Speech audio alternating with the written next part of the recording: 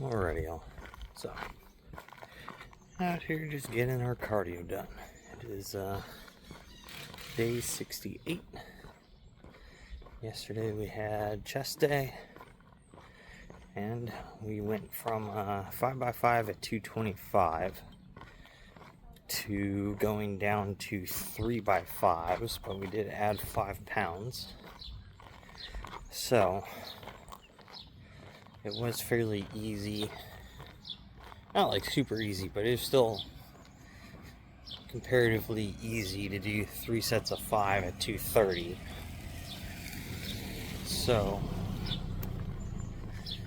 not sure. I would like to stay at the 3x5 because as the weight goes up, obviously the higher volume of 5x5 is going to be fairly aggressive on my joints.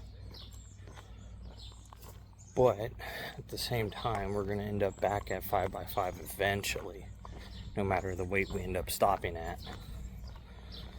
So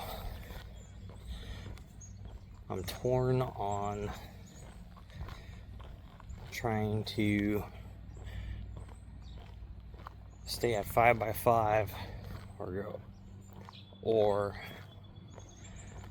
and basically the weight get added on slower if I want to work at 3x5s and be able to probably pretty consistently add 5 pounds per week.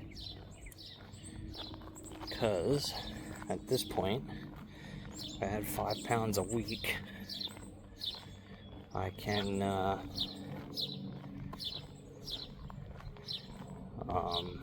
hit 315 on the bench again on my birthday. It's 17 weeks to put on the weight I need, but I do 2, we'll call it 1.5 chest days within a 1 week period, more or less, because I train everything on a 5-day circle. So if I look at it on a 30-day block, I'm doing 6 sessions of the same muscle group every month instead of just 4. So I guess it's 1.25 chest days. So with that gives me the ability to have a couple chest days where I fail, because that would mean inside of the 4.25 months I'm going to have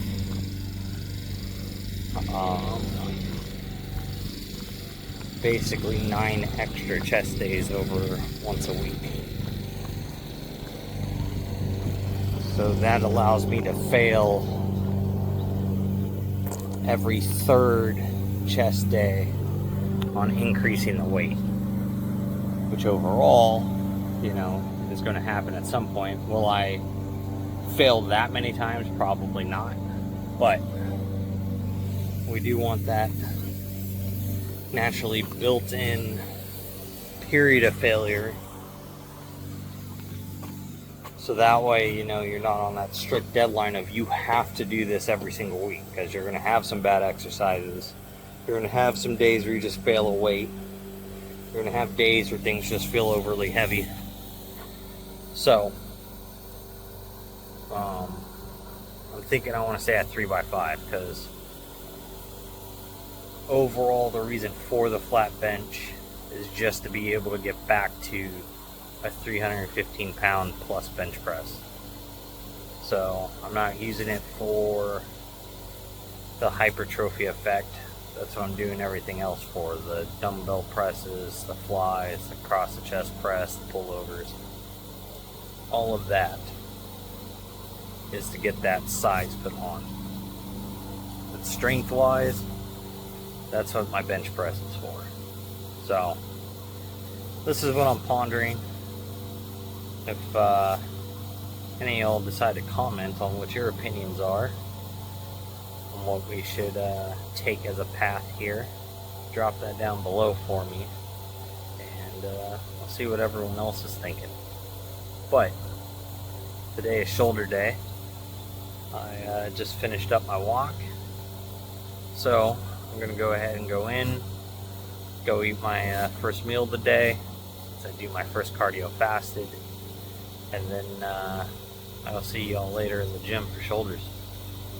Ended up going to the barber, getting a nice fresh haircut, and then went to take a shower afterwards, trim up the beard and whatnot, and accidentally just took a big old gouge out of the beard, out of the chin, so it's gone now.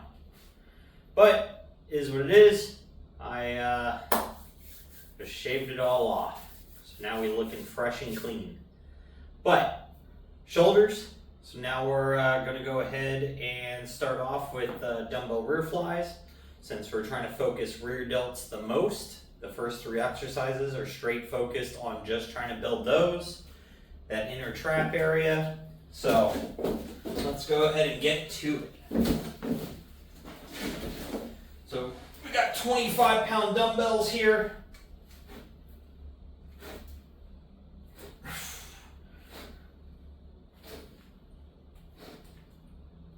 Oh.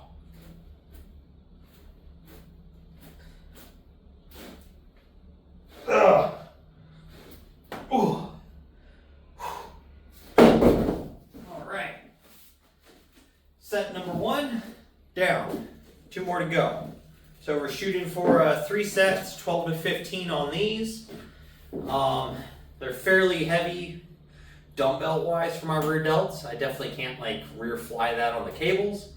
But because for that first half of the movement, you know, you're not working with a full 25 pounds. You're just kind of building up momentum with half the weight basically. And then that top portion is where you're loaded at. So it makes it easy to overload this and actually put some weight on it and just get a decent pump going. But it doesn't put a lot of stress on the muscle because you're not in that range of motion under full load. But that is what we're doing first here. So ain't no big deal.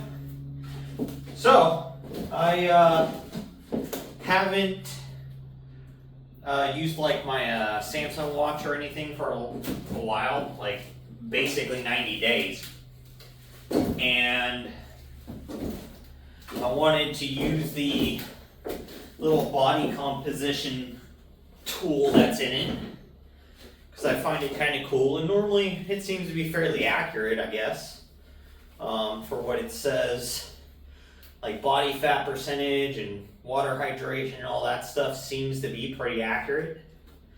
So 90 days ago I was 210 pounds. Today I weighed in at 209. Now my weight's done some weird things over the last 68 days now working out. I went from 210 down to 203. And then I've kind of slowly have put weight back on. But I have overall looked leaner and have gotten stronger.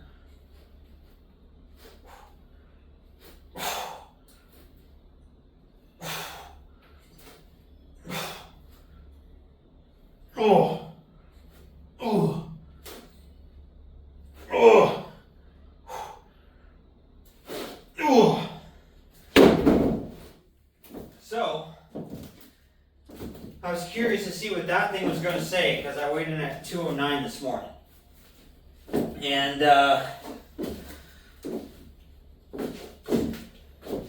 so it has said, as of today, I have gained 4.2 pounds of muscle in the last 3 months.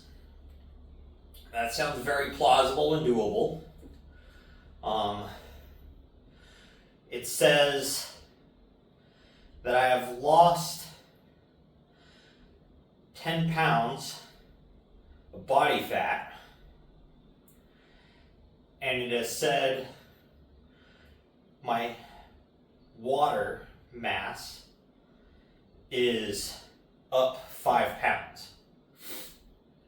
Now, that would make sense because 90 days ago, I wasn't taking any creatine and had not taken creatine for quite some time, like months, basically.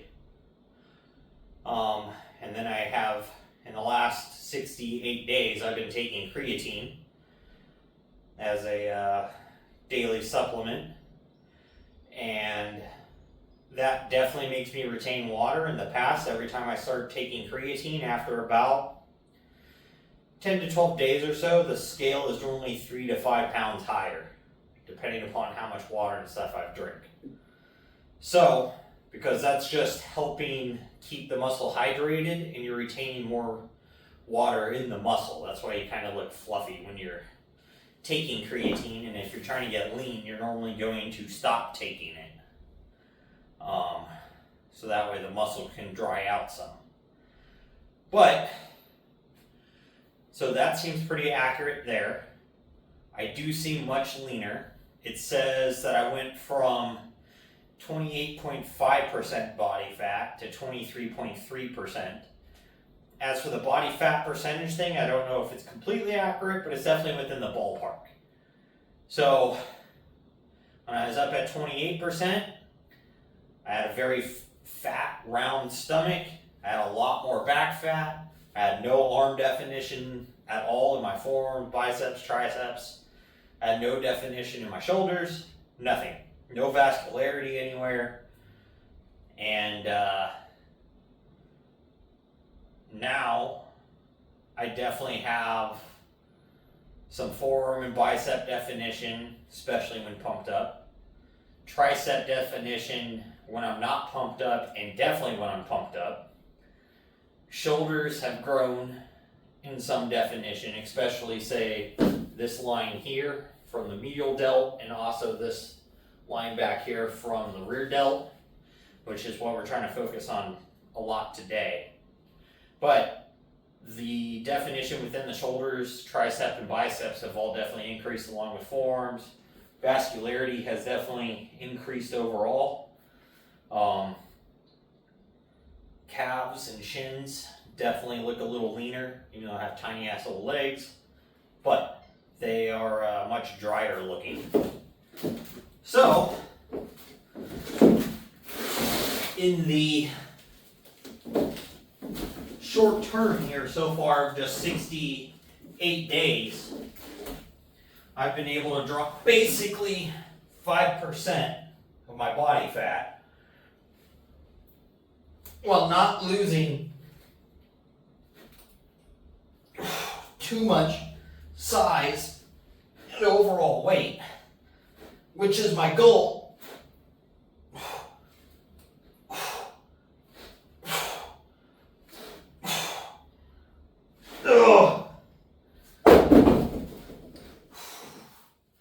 Which is my goal overall, is to not lose a lot of size while working on getting leaner.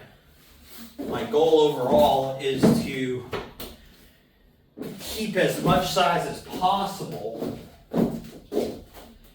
and lose fat at a slow enough rate to where I can continue to replace most of it with muscle. So, losing, 2.5 pounds of fat per month, while being able to put on about a pound and a quarter of muscle so far in a month, is right about where I want to be. So, because if I can, say, lose another 20 pounds, I don't even really want to lose 20 pounds, but, 20 pounds of fat. So if I could lose 20 pounds of fat and gain 10 more pounds of muscle over the next, say, 10 months, then that'll put me at basically like 199, somewhere between 198 and 200 It'd put me right around that point, and it would put me down near 15-ish% body fat, which is exactly where I want to fall. I want to try to be like 200 at 15% and be able to cut to 195, 193 and be about 12% body fat. That would be my overall goal, and then to go through a little mini bulk again and back and forth and just trying to float that window while trying to, develop more definition and size without ever getting too heavy or too small. Like, I want to maintain that like 195 to 200 range. So my overall goal would be like 200 at like 12%. If I could hit that, I will be ecstatic. So being natural, never enhanced, and just trying to put in the work, if I can get to that, that will be an awesome physique. There's no doubt about it. Anyone who's 5'11 and a half, 200 pounds and 12%, you look like a fucking Greek god. So, are you Mr. Olympia? No, you're not. Are you a fucking an Arnold competitor? No, you're not. But you are definitely in the top 1% of the fucking world at that point. So, there's not many people that lean at that size that are natural, for one. And enhanced, that number probably goes up percentage-wise at that weight, but that's not what we're trying to do. So I'm going to go ahead and get us set up for cable rear flies. And so now we've got rear flies set up to do with the cables. I got 20 pounds on the pin. This is going to be fairly heavy for me. I'm shooting for 3 sets of 12. So let's go ahead and get these things knocked out. I like doing these one-handed because I don't like having to cross over.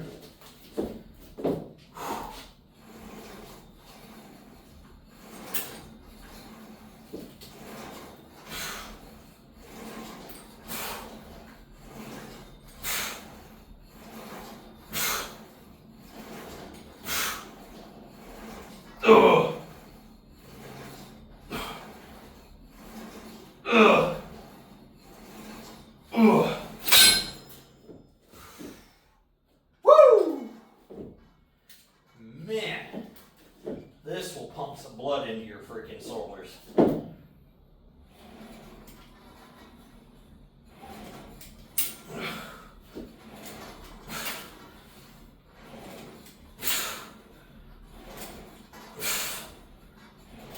Ugh.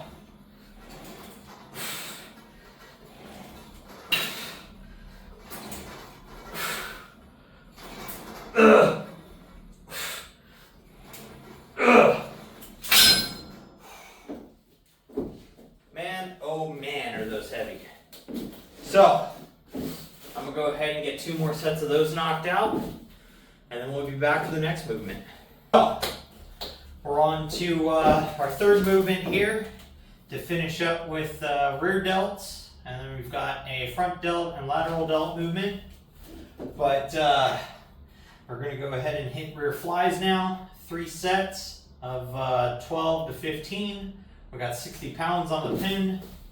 So let's go ahead and get these bad boys knocked out and finish toasting these rear delts.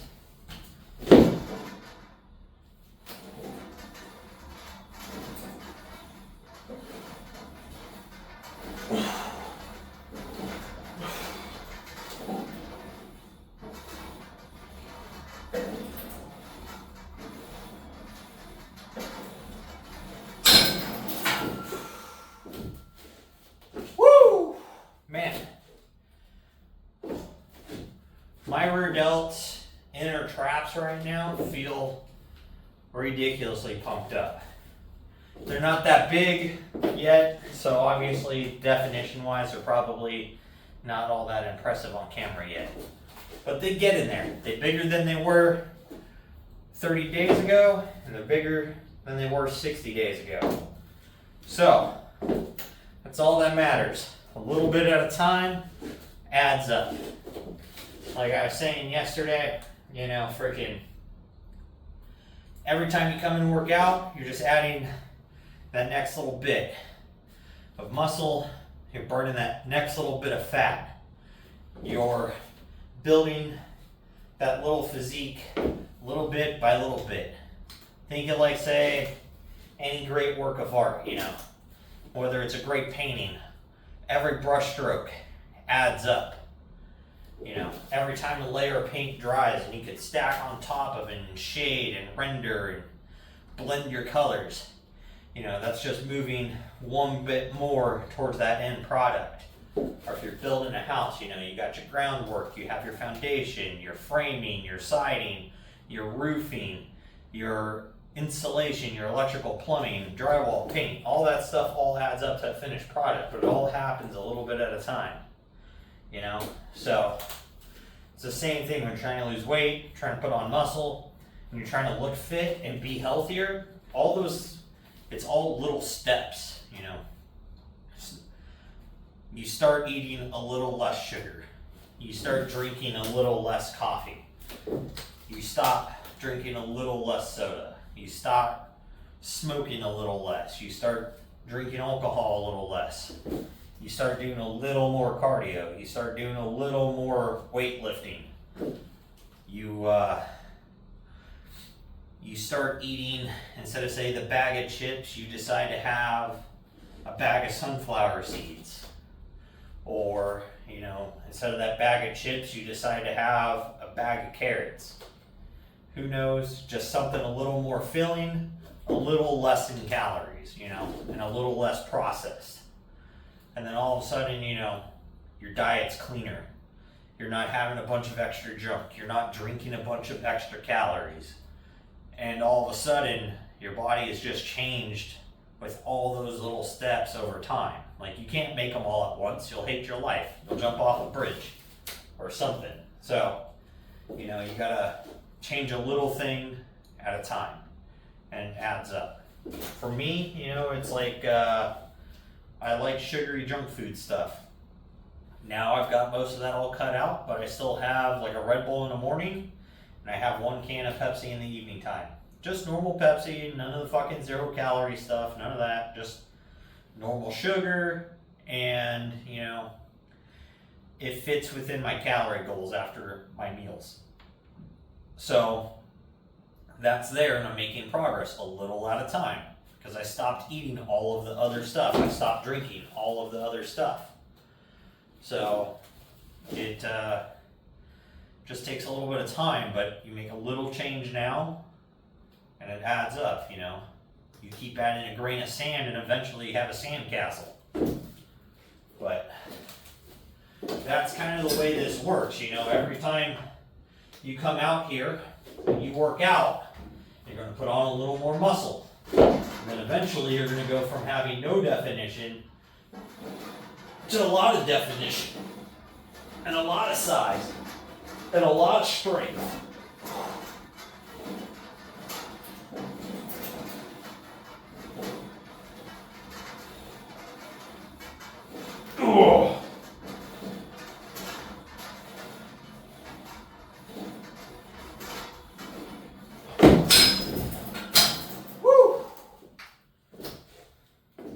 So that's the biggest thing, just adds up to being consistent. So once you make a little change, you just stay to that little change.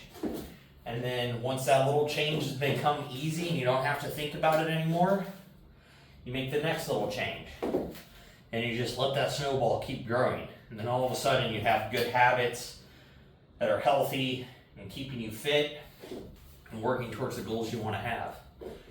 So that's all we can really do for ourselves, is make sure you're healthy, make sure you're physically fit. And then, you know, on top of that, you have like mental health.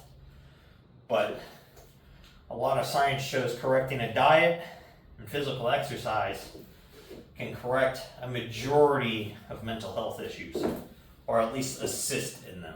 So especially depression and anxiety. So you can just about cure both of those with diet and exercise. But it's, again, getting that started and moving into it slowly. So But I'm gonna knock out one more set of these.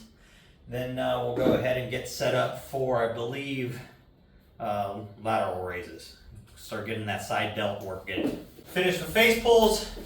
Now we're gonna go ahead and go into side lateral raises. We've got 20 pounds on here now. And we're gonna go ahead and get these knocked out and move on. And the dog is deciding she wants to make her appearance today.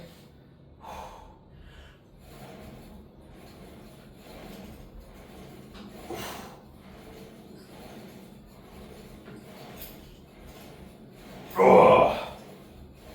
Oh.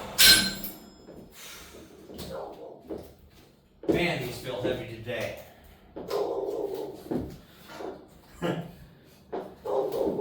Anyone else have a dog that just barks for attention? So she comes, sits right outside the shed here and just barks at the door because she knows I'm in here. But she won't ever come in.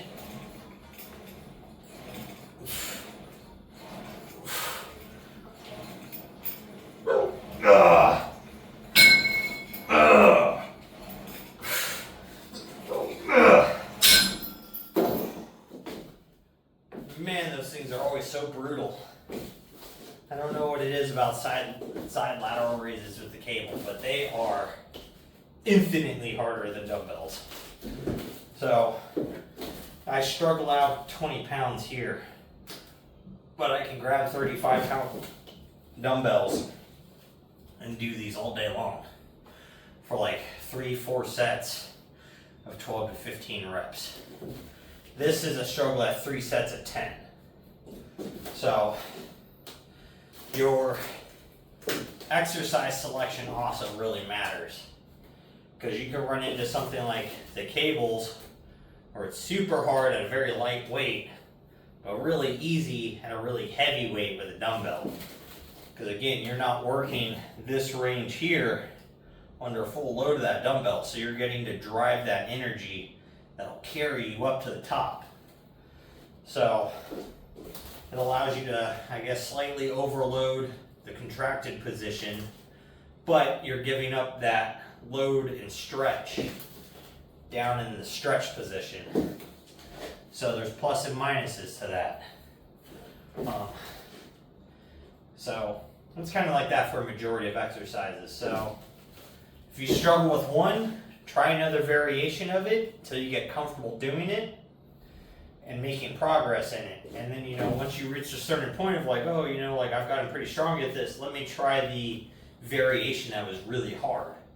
And then when you can do that variation, you're able to start working up in the harder version of it. And then, in a few months, change that variation back up. Go back to the easier one, or go to a third variation of it. So that way, as you make progress, you can then change before your progress stalls and work it in another style while still achieving the same effect.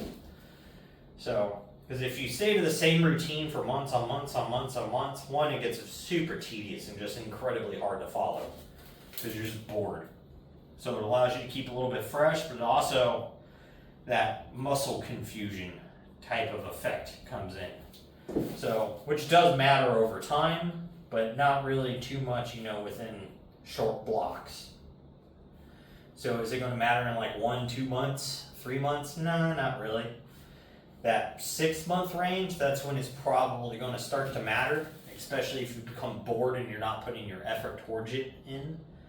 Then, you want to switch that up, keep that progress going. So it's just another, grain of sand as you keep going on. But I'm going to knock out the next 2 sets of those, and then I'll be back. So, we're going to go ahead and move into doing easy bar curls. But since I bought the easy curl bar for the cable attachments, we're going to go ahead and knock them out with that. I've got 30 pounds on the stack, so we should be able to do this. And the nice thing is, again, is this is putting full tension even down at the bottom of this as to where using the normal easy curl bar, we weren't able to do that.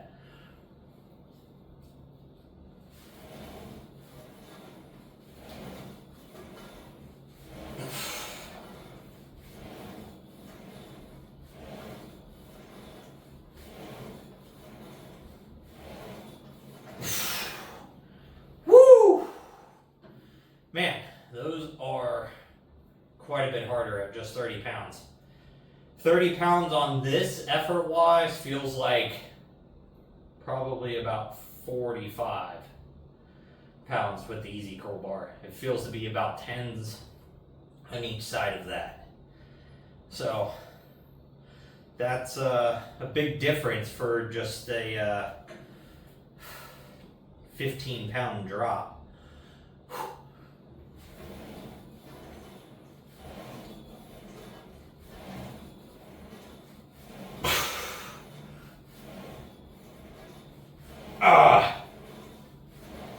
Oh.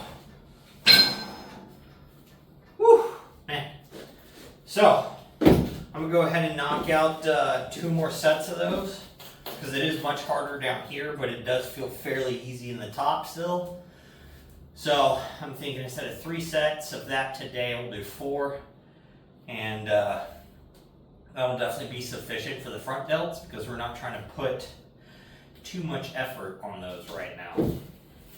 We want most of the effort on the rear delt, and then secondly, the side delt, so we can get that nice roundness here, which we are already developing.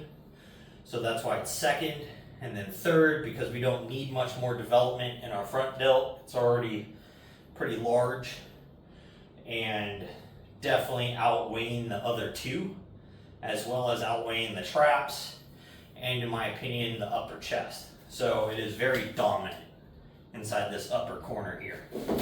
So that's why it's last. It's only getting 1 exercise with just a couple sets. So I'm gonna get that finished, and we'll move on to standing cable crunches. All right, so we did 2 more sets of front delts. They are officially tired. I think, I don't know if I needed 4 sets. 3 probably would have been just fine for what we were just talking about. But 4 feels good. They're fatigued now.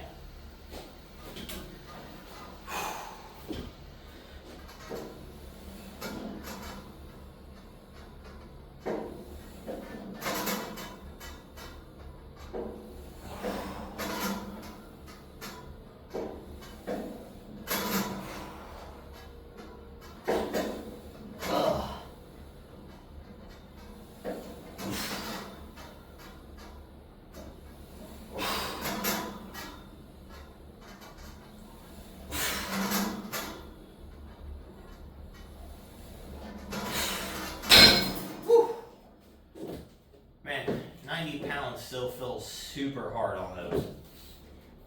Progress-wise, definitely, it's going to take a while to go from 90 pounds to 100. So, probably a lot longer than it took us to go from 80 to 90. But, either way, the longer that stays hard at that lighter weight, the less time, or the less, I guess, load that we have to place on our body to achieve the same stimulus. So I definitely know I don't want to get up over 100 pounds on those, so it'll just become increasing reps after that. But that is a very good ab buster to finish off with. I'm gonna go ahead and do 3 more sets of those, and I'll be out of here. So with that, make sure you're out there, you're getting your stuff done, you're working towards your goals, and don't be a lazy fuck.